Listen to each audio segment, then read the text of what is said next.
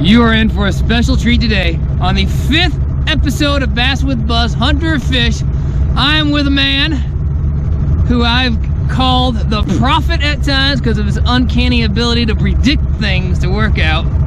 Someone who's got experience on the FLW tour as a pro and colt angler. Very own Teddy Bradley. Teddy Bradley is not anybody. He's, well, if you follow the R&B bass circuit over the years, aka the best bass fishing circuit in the states of Indiana and Michigan, Teddy Bradley has pretty much dominated that. How many times do you want to see some points?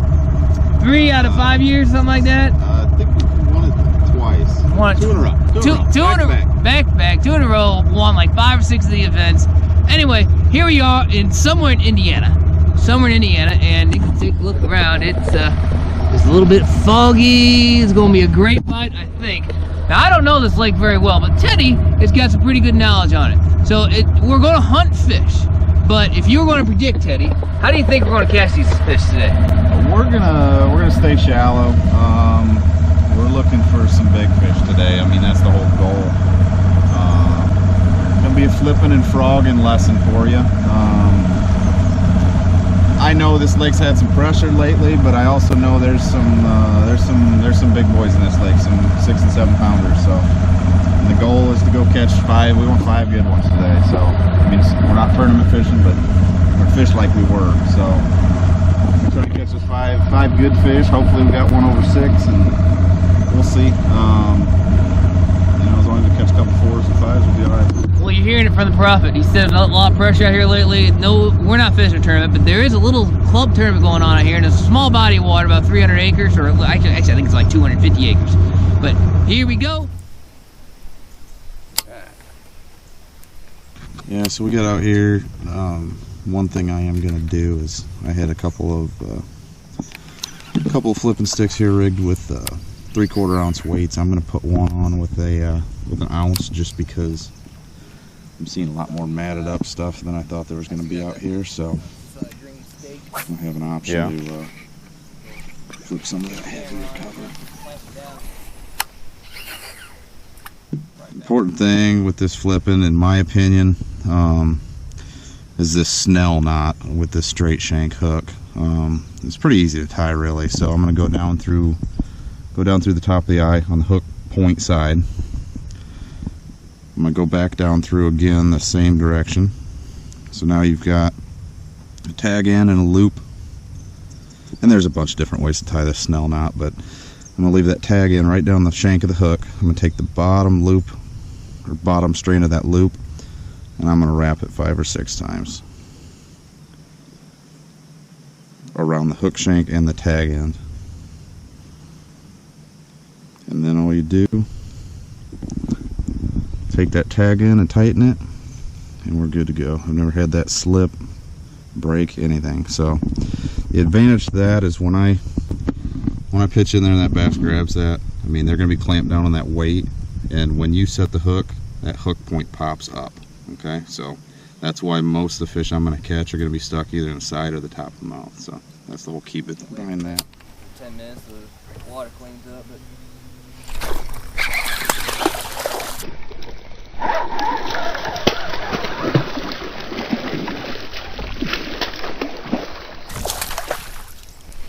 here's a start.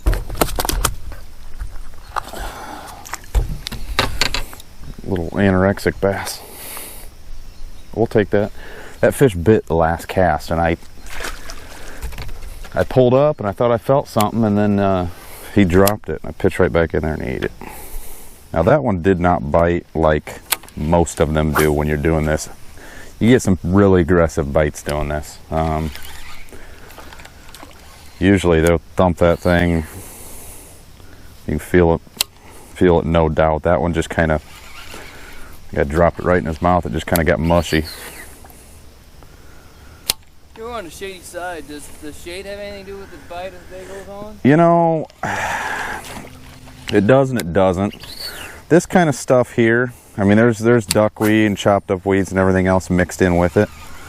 So I don't think it's got as big of a role. When you're fishing more just straight pads, that don't have a whole lot of other cover mixed in with it, I'm always looking for the deepest, darkest, or whatever, the darkest little section of a clump, because I think that's where the fish is going to be sitting. I mean, I think this bite's typically better when it's sunny and typically hot, which it will be today. So, seeing a lot of movement back in the pads there. What? Mm-hmm. And when you see that, you typically cast to it, or what do you do? I typically try and put one within, 3 or 4 feet of where I think that whatever was making that move was moving. And there's times, I mean, you'll see that all day long, and Like that. yeah. And There. See, I just lose. He tells me where to cast, and I still lose. Doggone it. oh, you had a fish? Yeah, that Oh. big bit. I set the hook like a 6-year-old does on his little Snoopy ride. Yeah, there ain't Apparently a little more muscle, Teddy. no messing around on a hook set. I'll get them for you. Good night. Oh yeah, right there. And there's times when you can kind of pattern where they're at. A lot of times they'll be on the little points, the little inside cuts and stuff like that. But a lot of times there's no rhyme or reason to why they're where they are. A lot of times it's just I mean, I'm typically looking for the areas with a little bit more depth than, I like to see ideally 3 or 4 foot of water in these pads, but as long as you get 2, they're there. Yeah, if you can get another bait back in there pretty quick, a lot of times you get bit. So in a tournament, I'm going to tell my partner to throw in there.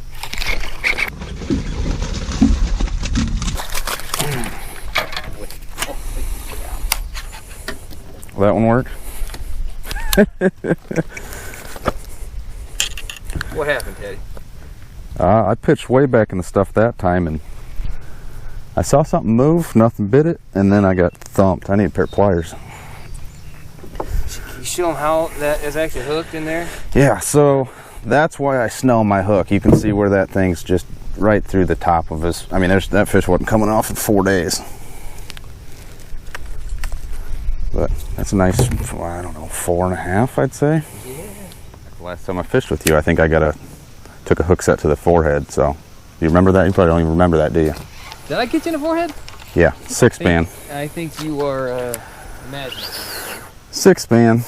Nope, I don't call that. Patented Andy Bus swing on anything that feels like it might be a bite, and it was a rock, and you broke your line off, and your rod hit me. Actually, I think it hit me in the mouth. Well, trying to help you look though.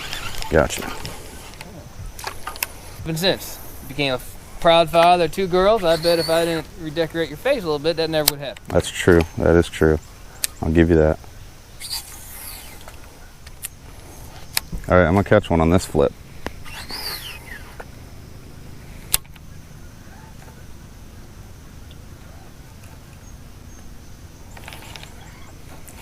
Just kidding.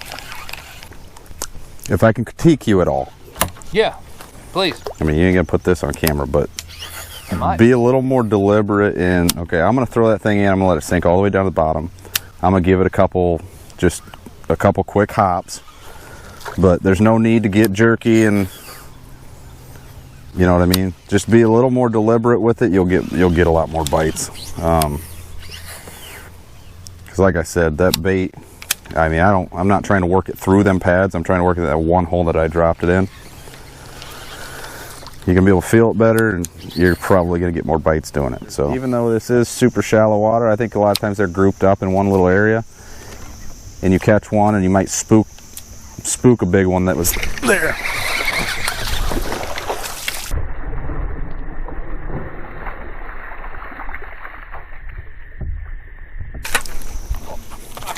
Yeah. There's one. Oh, fuck. Yeah.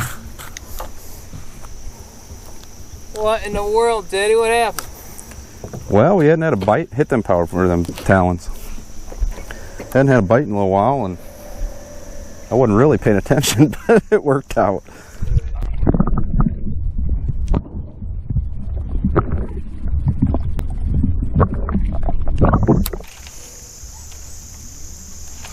It's one thing I do like, you know, a lot of guys come to a lake like this and they'll fish a frog on the outside edge. They'll fish frog down this stuff, but these fish I've caught today, no one was going to catch those on a frog.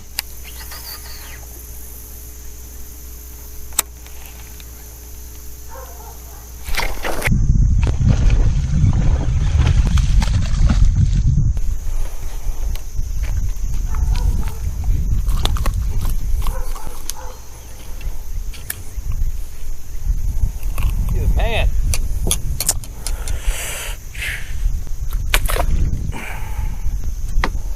Yeah, if you don't like getting your boat a little dirty, this ain't the right technique for you either.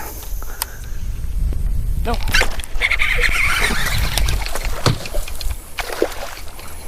The baby.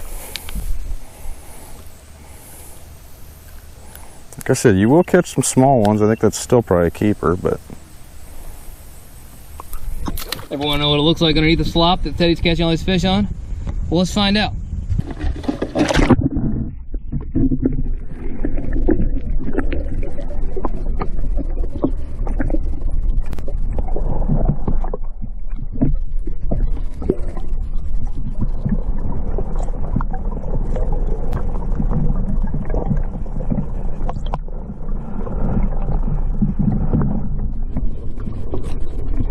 Fishing.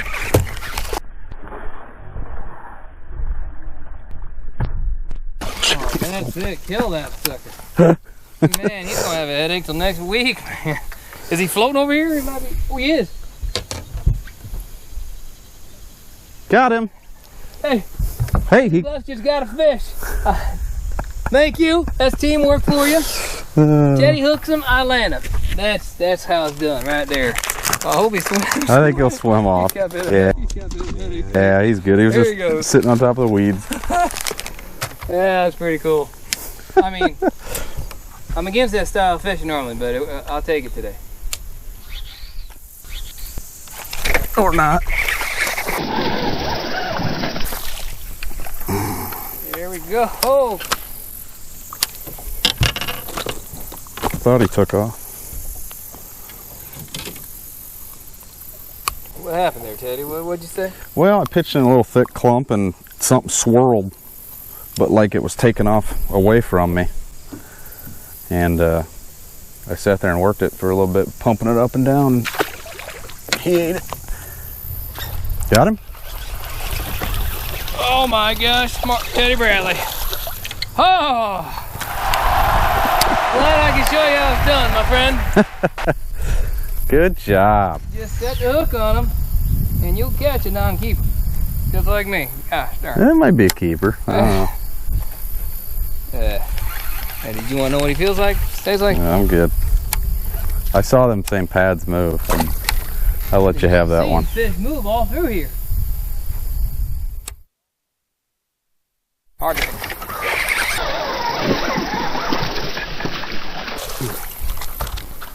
Told you I want one more good one. Teddy Bradley, I think that's a good way to end the day.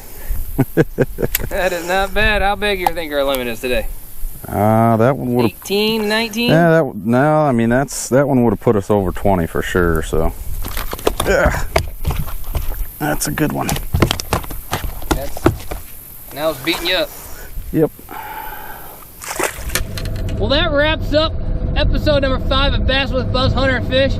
Teddy, I really showed you how to catch them today. Yeah, you sure did. I really hope you took some notes about that. I appreciate it. I learned a lot today. You gotta be quick with that hook set. It's pretty much what it comes down to. Well, you know it's like better than I do.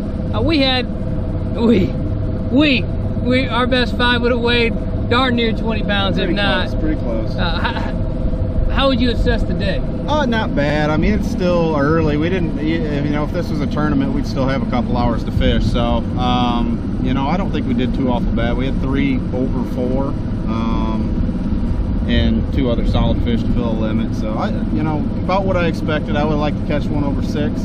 We didn't do that, but that's okay. Can't get them every time. No. Every single fish we caught came from punching. Ounce, right? Were you throwing an ounce all the time? 3/4 the majority of the time. Okay. And a variety of different creature baits. We had one blow up on a frog. That was a decent fish, but didn't come to the boat. I won't really talk about right now who lost that one, but we had a chance for one more key fish, but that was the only bite we had on something other than punching out here. So it was a great day to learn a different strategy. Do me one favor. I'm begging you right now. The little red tab underneath this video that says subscribe, please subscribe. If you subscribe to this channel, Teddy has promised to take you fishing. Yep, absolutely. Every single person. And maybe that's not entirely accurate, but what do you know? Please subscribe, like the channel, like the video. If you have comments, you want to say, Teddy caught more fish, but Andy's much better looking, you want to put comments like that, that's muchly appreciated. Put it right there, down there on the bottom. Share the video, and thank you very much for tuning in. Until next time, we'll see you on the water.